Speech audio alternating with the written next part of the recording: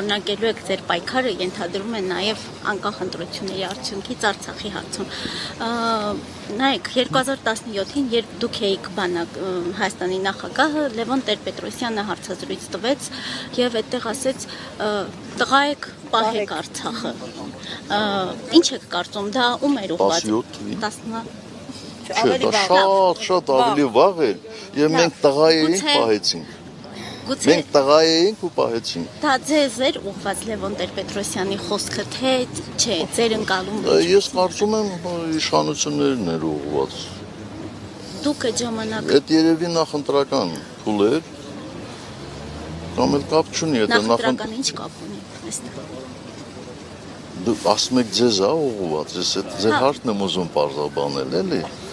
Եթե դրանից առաջ է ասել, ես չեմ հիշում երբ ասել, ես գիտեմ, որ այդպիսի հայտարարություն եղել է։ Մեկ է ես բոլոր ժամանակներում եղել եմ իշխանության մեջ եւ իշխանության մեջ գրավել եմ բավական պատասխանատու պաշտոններ, ես կարող եմ նաեւ ինձ վերագրել դա։ Այո, ես պատասխանում եմ ձեզ, որ այո տղա էինք ու պահեցինք։